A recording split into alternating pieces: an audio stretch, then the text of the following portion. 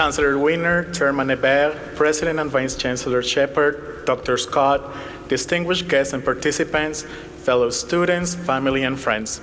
I am both honored and humbled to address you on behalf of the graduating students from the Faculty of Arts and Science at Concordia University. Aujourd'hui marque la fin d'un long voyage que nous avons tous entrepris avec brio. Je tiens donc à vous féliciter, les nouveaux bacheliers et bachelières, ainsi que nos familles, amis et professeurs. The moment I found out I would be delivering this year's valedictorian address, I experienced a minute or two of joy and excitement, followed by days filled with stress and uncertainty. For the past month, I have been pondering, racking my brain and heart on what I should say to you today. I am, of course, terrified of screwing things up. Could I possibly say something that resonates with graduating students from across the largest faculty at Concordia University, ranging from religion to exercise science and from Études Françaises to the School of Community and Public Affairs? This is not an easy task, especially knowing that this can easily be recorded and uploaded to YouTube within seconds, and thus immortalizing my full awkward glory. So I asked for help. I asked my friends and colleagues what kind of message could be relevant to our graduating class. The first suggestion that came up was the fact that we survived. We worked very hard and we spent quite a few nights without sleep. This is not a small accomplishment since most of us managed to balance school, paid work, extracurricular activities, and activism. This is all the more impressive considering the number of academic and social events that we witnessed throughout the year, the great deal of student activism and involvement in social justice, and the quality of research in the form of academic journals and conferences, as well as the amount of volunteer hours that students put into their respective student associations. So when I reflect on how we survived, the one thing that comes to mind is passion. In my years at Concordia, I witnessed the work of students who were deeply passionate not only about academics, but also social justice, success, and student life, all of which were quite truly inspiring. This, I think, demonstrates that our generation is not plagued by lazy, narcissistic, entitled selfie takers, as some stereotypes would have us believe. Granted, we do take pretty great selfies, but we're also a passionate, driven, civic-minded generation. Knowing the highly competitive nature of the job market, we've spent the past couple of years making ourselves highly competent and attractive to potential employers and graduate schools. We have worked hard for what we want. We have worked hard for what we achieved today, and I am sure we will continue to do so after today. Another colleague of mine suggested I mention how our degrees have prepared us for real life. Trust me, as a student of religion, I have often wondered the same thing. But I realize that the premise of the question is flawed. The separation between university life and real life is quite artificial. In the past few years, we have faced real-life struggles. We have come to understand the meaning of sacrifice and the importance of setting goals.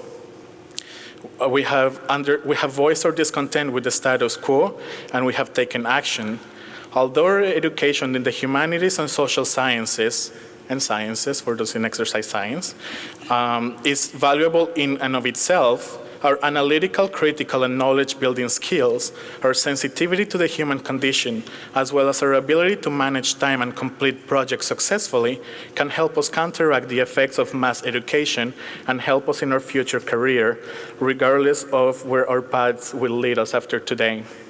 With this in mind, I am confident that our education in the arts is highly relevant to real life, so we should not despair when our education is put into question. Sur une note personnelle, en 2007, mes parents et moi avons quitté la Colombie, un merveilleux pays qui était malheureusement ravagé par la guerre et la violence reliée au trafic de drogue. Ayant tout laissé derrière nous, une des plus grandes consolations était l'opportunité de bâtir un meilleur futur et le privilège d'acquérir une formation universitaire. Given the obstacles and challenges brought about by cultural differences and language barriers, I could not at that point imagine graduating from a high-caliber institution like Concordia University, no less addressing all of you today. Concordia has played a foundational role in my intellectual development, providing me with an insatiable thirst for knowledge and a desire to critically engage with history and culture, as well as opportunities and challenges that have led me to where I am today. As such, I owe a big thank you to Concordia, its staff members, administrators, professors, and fellow students for making the past few years a truly rewarding experience. Perhaps what I'm most thankful for is what Concordia taught me in regards to gender relations.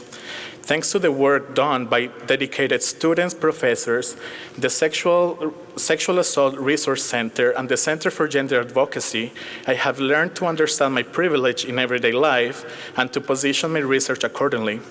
The work done by these amazing people can be seen in the recent creation of a comprehensive, intersectionally feminist, survivor-focused sexual assault policy for the university, an important step towards gender equality and safety in our university and community.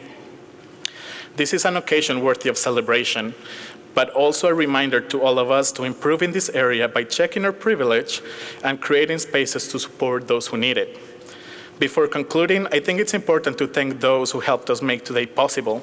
On behalf of the graduating class, I would like to thank our friends, families, and mentors, and I invite my fellow students to join me in a brief round of applause to thank them.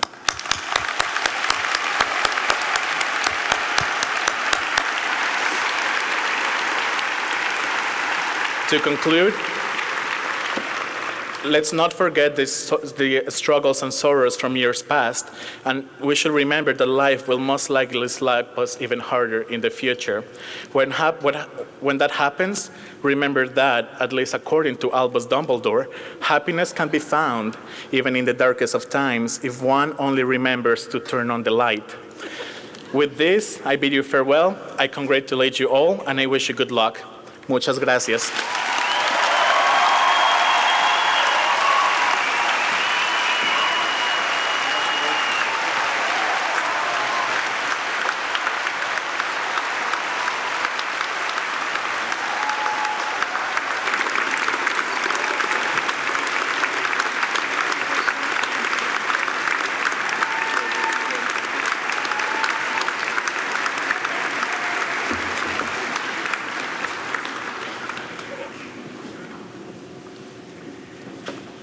Mr. Saenz, I'd like to thank you for your remarks.